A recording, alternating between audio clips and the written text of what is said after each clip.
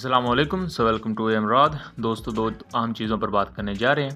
पहला, Indian army के northern command के एक लेफ्टिनेंट जनरल ने बयान दिया है जिसमें वो पाकिस्तान आर्म्ड फोर्सेस के रिटायर्ड पर्सनल की बात करते हैं कि उन्होंने कश्मीर में आकर इंडियन आर्मी के खिलाफ ऑपरेशंस किए हैं।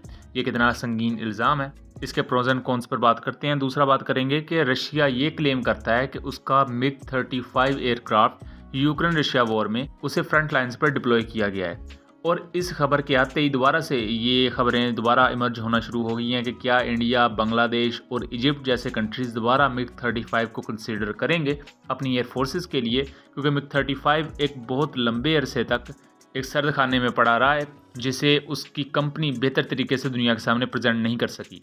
सबसे पहले बात कर लेते हैं इंडियन आर्मी के नॉर्दर्न कमांड के एक लेफ्टिनेंट जनरल के बयान के हवाले से। ये वाक़या 23 नवंबर में राजौरी में पेश आने वाले गन बैटल के हवाले से है।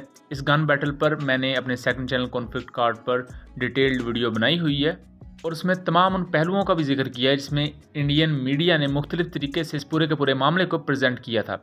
मैं आपको थोड़ा सा ओवरव्यू बता दूँ तो 23 नवंबर को कश्मीरी फाइटर मूवमेंट हमला करती है इंडियन आर्मी पर और इस हमले में 5 इंडियन ट्रूप्स मारी जाती हैं। इनमें 9 पारा SF के जवान भी शामिल थे। 9 पारा SF इंडियन आर्मी की स्पेशल फोर्सेज हैं।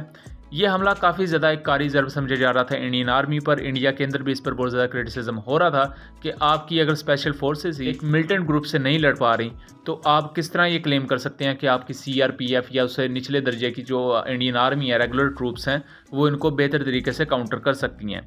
अब उसका सारे का सारा इल्ज़ाम पाकिस्तान की तरफ कुछ ना कुछ तरीके से लगाना था। इसी पसे मंज़र में इंडियन आर्मी की नॉर्दर्न कमांड के एक लेफ्टिनेंट जनरल है उपिंद्रा द्विवेदी, वो ये कहते हैं एक जर्नलिस्ट के जवाब में कि पाकिस्तान आर्मी के रिटायर्ड पर्सनल शामिल थे इंडिया के खिलाफ इस ऑपरेशन में।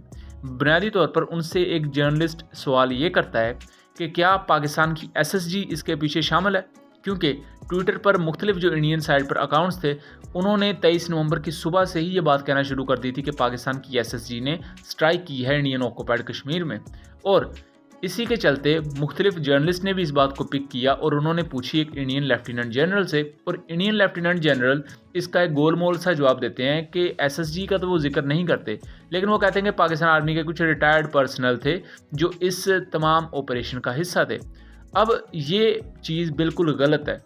उसकी रीज़न सिंपली ये है कि इंडियन आर्मी इस वक्त अपनी इनकॉम्पिटेंस को छुपाने के लिए सबका सब इल्ज़ाम पाकिस्तान पर लगा रही है।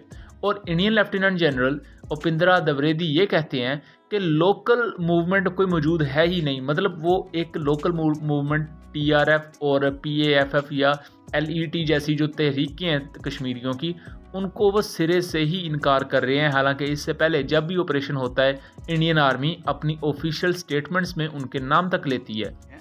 पाकिस्तान की कोशिश होती है क्योंकि यहाँ पर लोकल रिक्रूट्स नहीं हैं और वो फॉरेन टेररिस्ट लाके यहाँ पे कार्रवाई करना चाहते हैं, तो इसलिए हमारी कोशिश यही है कि जितने भी फॉरेन टेररिस्ट हैं उनका उनको खत्म। तो पहले खुद इंडियन लेफ्टिनेंट जनरल साहब को ये दोबारा अपनी ऑफिशियल स्टेटमेंट्स पढ़ के आनी चाहिए कि जिनके वो वजूद का ही इनकार कर रहे हैं। खुद आपकी आर्मी उनका नाम लेती है अपनी ऑफिशियल स्टेटमेंट्स में।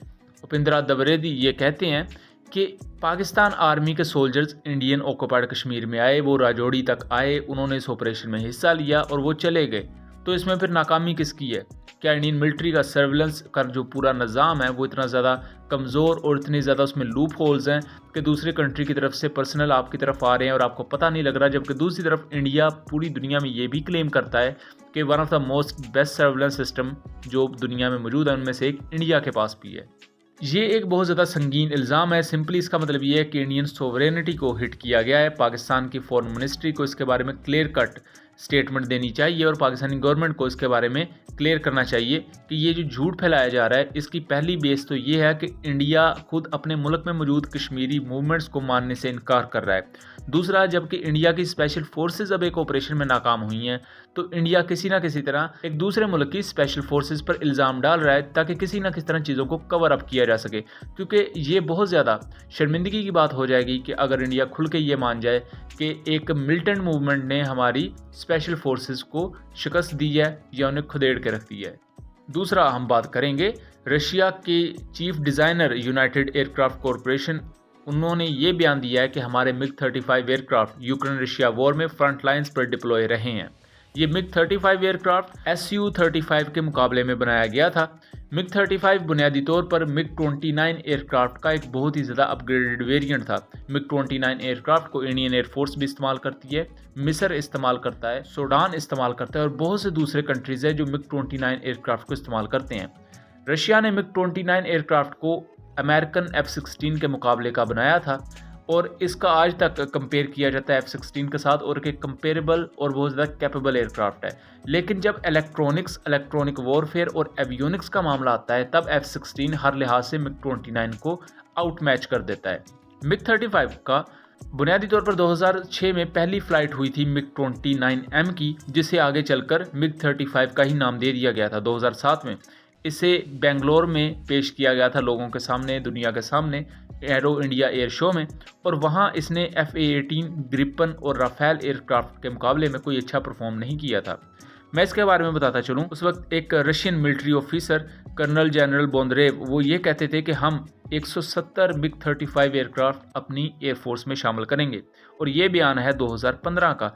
उसके बाद से लेकर सिर्फ 6 जहाज़ ही रशियन एयरफोर्स का हिस्सा बन सके और ये पूरे का पूरा प्रोजेक्ट साइडलाइन कर दिया गया। फिर 2023 में तकरीबन 5 से 6 सालों के बाद दोबारा से खबर आती है कि रशिया मिग 35 एयरक्राफ्ट की प्रोडक्शन को नए सिरे से इस्तेमाल करेगा। अब इस खबर का आना ही था कि दोबारा से इसकी बातें चलना शुरू हो गई बांग्लादेश, हिंदुस्तान और मिस्र के हवाले से, क्योंकि एक वक्त था जब 2016 से 18 के दरमियान इंडिया, बांग्लादेश और मिस्र चाहते थे कि हम मिग 35 एयरक्राफ्ट को ही खरीद लेंगे, क्योंकि इसका डिज़ाइन पुराने मिग 29 जैसा ही है और ये अपग्रेडेड वेपन्स को यूज़ करता है।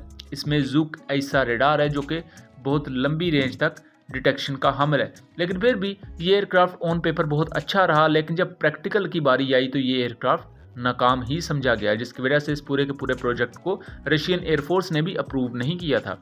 अब 2023 में ये क्लेम किया जा रहा है कि इसमें जो नाकामियां थी, इसमें जो ड्रॉबैक्स थे, उन्हें ख़त्म किया गया है और एक बेहतर मिग 35 दुनिया को देखने को मिलेगा। अब ये जो मिग 35 है ये इंडिया के MMR प्रोग्राम का भी हिस्सा रह चुका है। MMRCA जो पहला था MMRCA उसका भी हिस्सा था। अब जो MMRCA 2.0 या जिसे MRFA कहा जाता है, उसमें भी कहा जाता है कि मिग 35 या Su-35 के लिए गुंजाइश हो सकती है। अब जब मिग 35 को नए सिरे से डेवलप किया जा रहा है और इसे अब नए सिरे से दुनिया के सामने प्रेजेंट करने की बातें चल रही हैं, तो ये खबरें भी इमर्ज होना शुरू हो गई हैं कि क्या इंडियन गवर्नमेंट नए सिरे से मिग 35 को कंसीडर करेगी, क्योंकि इससे पहले एरो इंडिया में मायूस कुन परफॉर्मेंस के बाद इंडियन एयरफोर्स ने मिग 35 को साइडलाइन कर दिया था।